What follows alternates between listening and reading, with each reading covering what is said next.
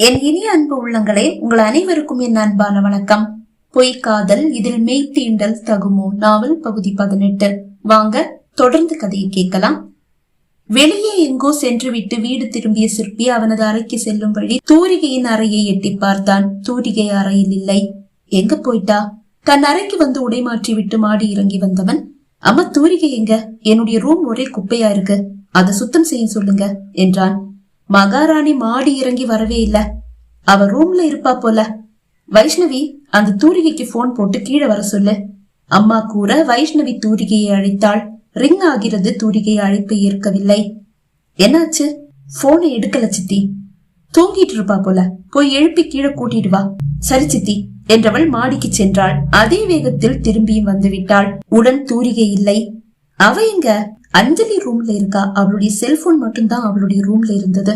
அஞ்சலி ரூம்லயா? அங்க இவளுக்கு என்ன வேலை? அஞ்சலி காலை அமுக்கிட்டு இருக்கா. நீங்க கூப்பிடுறீங்கன்னு சொன்னேன். என்னுடைய காலை அமுக்கி விட்டுட்டு இருக்கா. முடிஞ்சதும் அனுப்பி வைக்கிறாளாம் சொல்ல சொன்னா சித்தி. சரி, அவளுக்கு எப்ப வசதியோ அப்ப அனுப்பட்டும். அம்மா கூற சிற்பி அஞ்சலி எண்ணிற்கு அழைத்தான். சிற்பியின் எண்ணை கண்டதும் அஞ்சலிக்கு மகிழ்ச்சி தாழவில்லை. அழைப்பை ஏற்றவள், சொல்லுங்க சிற்பி உற்சாகத்தோடு கூறினாள். அஞ்சலி, நீ ஷாப்பிங் போகணும்னு சொன்னல? ஆமா, ஆனா நீங்க தான் பிஸியா இருக்கேன் அப்படின்னு சொன்னீங்களே. இப்ப நான் ஃப்ரீயா தான் இருக்கேன். இப்ப நீ வந்தா கூட்டிட்டு போறேன். ஓகே, இதோ வரேன் என்றவள் அழைப்பை துண்டித்து விட்டு, நீ கிளம்பு என்று கூறியபடியே தன் காலை இழுத்துக் கொண்டாள். தூரிகை எழுந்து வெளியே வந்து விட்டாள். இரவு 10 மணி ஆன போதுதான் சிற்பியும் அஞ்சலியும் ஷாப்பிங்கை முடித்து விட்டு வீடு திரும்பினர். ஹாலில் தாத்தா பாட்டியும் தூரிகையும் வைஷ்ணவியும் மட்டும்தான் அமர்ந்திருக்கிறார்கள். நாங்க வெளியே சாப்பிட்டுட்டோம், எங்களுக்கு எதுவும் வேண்டாம் அஞ்சலி கூற, சிற்பி அப்பவே போன் பண்ணி சொல்லிட்டாமா, நாங்களும் இப்பதான் சாப்பிட்டு முடிச்சோம் பாட்டி தான் கூறினார். ஆமா, இந்த 10 மணி வரைக்கும் அப்படி என்னமா வாங்கிட்டு இருந்தீங்க? பாட்டி கேட்டார். பாட்டி, நான் ஒரு பரதநாட்டிய கலைஞர். அதுக்கான உடைகளையும் சலங்கையையும் பார்த்து பார்த்து வாங்கிட்டு இருந்தேன். நேரம் போனதே தெரியலன்னா பாத்துக்கங்களேன். வைஷ்ணவின் அருகில் அமர்ந்திருந்த தூரிகை நாட்டியமாட உடைகளையும் சலங்கையையும் பல மணி நேரம் செலவு செஞ்சு பார்த்து பார்த்து வாங்கியிருக்கா. அதே மாதிரி நாட்டியம் ஆடுறதுக்கு முன்னாடி பல மணி நேரம் பயிற்சி எடுத்துக்கிட்டா நல்லா இருந்திருக்கும். ஏதோ பரதம் கத்துக்கிட்டேன், நான் ஆடுறதுதான் ஆட்டம்னு நினைச்சு சும்மா தவளை மாதிரி குதிச்சா அது எப்படி பரதநாட்டியம் ஆகும்? இது இவளுக்கு புரியல. தூரிகை கூற, அப்போதுதான் அறையிலிருந்து வெளியே வந்த சிற்பியின் அப்பா அம்மா காதில் அது விழுந்து விட்டது. இருவருக்கும் முதுகை காட்டி அமர்ந்திருந்த தூரிகையும் வைஷ்ணவியும் அவர்களை கவனிக்கவில்லை. வாய்விட்டு சிரித்தார் சிற்பியின் அம்மா. தூரிகையும் வைஷ்ணவியும் அதிர்ச்சியோடு தலையை திருப்பி பார்த்துவிட்டு ஒருவரை ஒருவர் பார்த்து கொண்டனர். அஞ்சலி, இவ சொன்னதை கேட்டியா? சிற்பியின் அம்மா கேட்க, என்ன ஆண்டி சொன்னா? உனக்கு பரதநாட்டியமே ஆட தெரியாதாம், சும்மா தவளை மாதிரி குதிக்கிறியா. இவ பெரிய கலைமாமணி, அதுதான் உன்னை விமர்சிக்கிறா. இவளுக்கு பரதநாட்டியம்னு சொன்னா என்னன்னு தெரியுமா? அதுல இருக்கிற ஒரு முத்திரையாவது இவளுக்கு தெரியுமா? சிற்பியின் அம்மா கேட்க, கோபமாக தூரிகையின் அருகில் வந்த அஞ்சலி, எனக்கு பரதம் ஆட தெரியாதுன்னு நீ சொன்னா உனக்கு பரதம் ஆட தெரியும்னு தானே அர்த்தம்? நான் அப்படி சொல்லல. நீ ஆடுற பரதம் சரியில்லைன்னு தான் சொன்னேன். என்ன சரியில்லை? உனக்கு எப்படி ஆடணும்னு நல்லாவே தெரியும். ஆனா ரொம்ப அலட்சியமா நீ எப்படி ஆடினாலும் எல்லாரும் அதை ரசிப்பாங்கன்ற எண்ணத்தோட அதிகம் சிரமப்படாம ஆடுற. அப்படியா? சரி, அப்ப நீ ஆடி காட்டு. இல்ல, எனக்கு ஆட தெரியாது. அப்புறம் எதுக்கு என்ன குத்தம் சொல்ற? பரதநாட்டியம்னா என்னன்னு முதல்ல தெரிஞ்சுக்கணும். தெரியாதவெல்லாம் விமர்சிக்க கூடாது. தூரிகைன்ற பேர்ல இருக்கிற எல்லாருக்குமே கொஞ்சம் திமிர் ஜாஸ்தி தான் போல. என்னுடைய பரதநாட்டியத்தை பார்த்துட்டு தொடர்ந்து தூரிகையின் ஒருத்தி இன்ஸ்டால என்ன கடுப்பேத்துற மாதிரியே கமெண்ட் பண்ணுவா. அவளுக்கும் உனக்கும் ஒரே குணம். விமர்சிக்க தெரிஞ்சவளுக்கு அத சரியா ஆடி காட்டவும் தெரியணும். ஆடு. அதுதான் எனக்கு ஆட தெரியாதுன்னு சொன்னேனே. இந்த தற்கொலைங்களுக்கு விமர்சிக்க மட்டும்தானே தெரியும். ஆட தெரிஞ்சிருந்தா இப்படி அடுத்தவங்கள குத்தம் சொல்லி இருக்க மாட்டேன். அஞ்சலி கூற, நான் ஒன்னும் தற்குறி இல்ல. எனக்கும் பரதநாட்டியம்னு சொன்னா என்னன்னு தெரியும். உன்னுடைய ஆட்டம் தப்புன்னு தெரிஞ்சதாலதான் விமர்சனம் பண்ணேன். அப்ப நீ தற்குறி இல்ல, உனக்கு பரதநாட்டியம் ஆட தெரியும். அப்ப சரி, ஆடி காட்டு.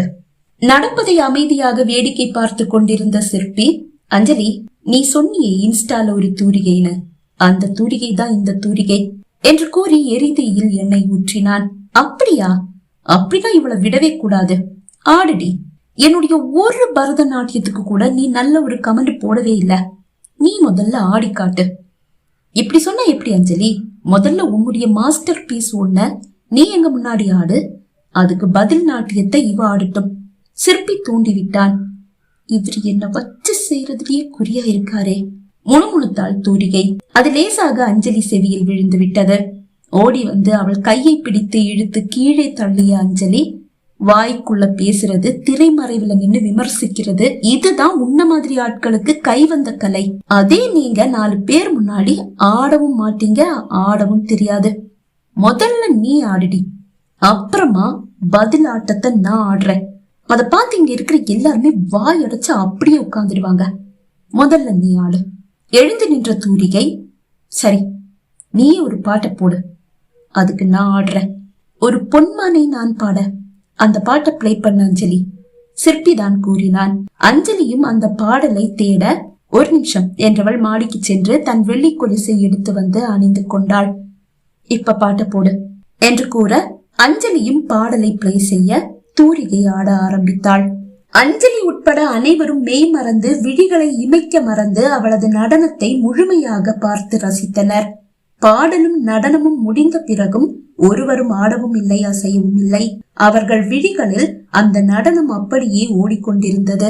வைஷ்ணவிதான் ஏய் என்று கூச்சலிட்டபடியே முதலில் கைத்தட்டினாள். பின்னாலேயே அனைவரும் கைத்தட்டினர். மெல்லிய ஒரு புன்னகையோடு அமர்ந்திருந்த சிற்பி அஞ்சலியை பார்த்தான்.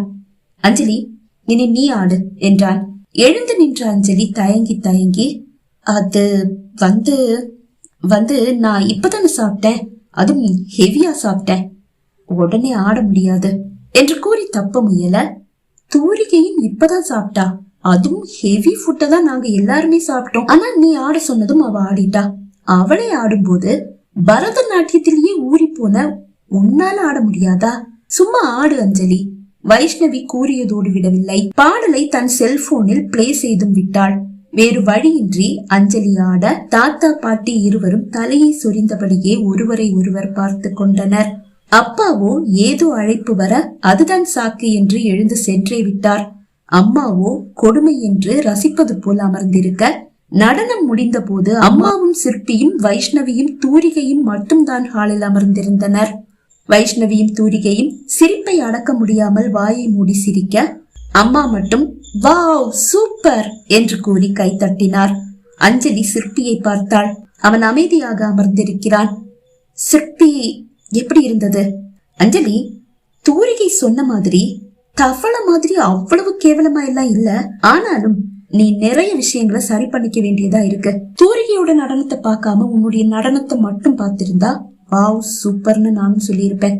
அத பார்த்ததுக்கு அப்புறமா இத பார்க்கும்போது அப்படி சொல்ல முடியல.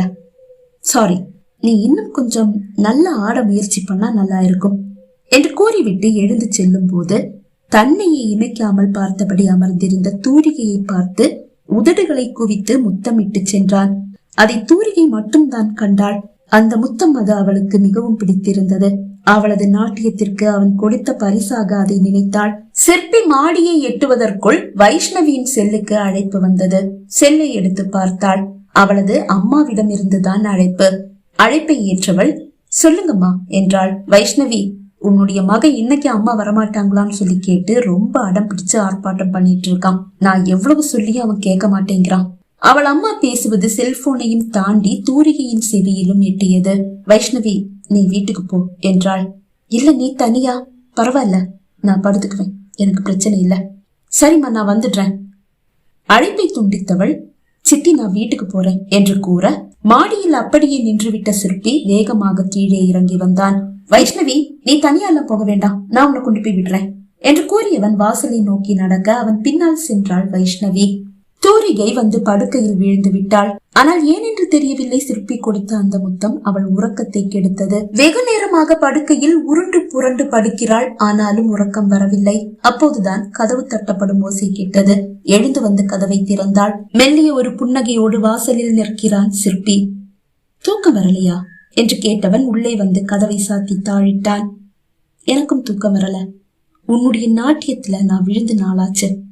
எனக்கு திரும்பவும் லைவா அதை பார்க்கும்போது இன்னும் ஒரு தடவை உன்னுடைய நடனத்தை பார்க்கணும்னு ஆசையா இருக்கு. ஆடுறியா?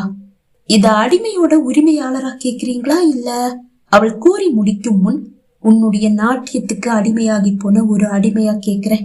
அவனது வார்த்தைகள் காதலில் தோய்த்து வந்து அவள் செவியில் தேனாக தித்தித்தது. பிளீஸ் ஆடு என்று கூறியவன் வந்து படுக்கையில் அமர்ந்தான். எந்த பாட்டுக்கு ஆடணும்? கொஞ்சம் வித்தியாசமா இருக்கட்டும். கவிதை கேளுங்கள் கருவில் பிறந்தது ராகம், அந்த பாட்டுக்கு ஆடு. அது கொஞ்சம் ஃபாஸ்டா இருக்கும், ஆனா அந்த பாட்டுக்கு நீ ஆடுறத பாக்கணும்னு ஆசையா இருக்கு. அவள் கொலுசை எடுத்து அணிய அவனை தன் செல்போனில் அந்த பாடலை பிளே செய்தான். அவள் ஆட ஆரம்பித்தாள். அவளது ஒவ்வொரு அசைவும் அவ்வளவு அழகு. அவன் தன்னை மறந்து அவளது நாட்டியத்தில் மூழ்கி போனான். பாடல் முடிந்ததும் அவன் மார்பில் வந்து வீழ்ந்தாள் தூரிகை. அவளை ஆசையாய் அணைத்துக் கொண்டான் சிற்பி. அவன் மார்பில் ஆசையாய் சாய்ந்து கொண்டதோடு அழுத்தி அவன் மார்பில் முத்தமிட்டவள் தன் இதழ்களால் மெல்ல அவன் மார்பை வருடினாள். கையை நீட்டி விளக்கை அணைத்தான் சிற்பி. பகுதி 18 நிறைவடைந்தது. பகுதி 19 உங்களை சந்திக்கும் வரை விடைபெறுகிறேன். நன்றி, வணக்கம்.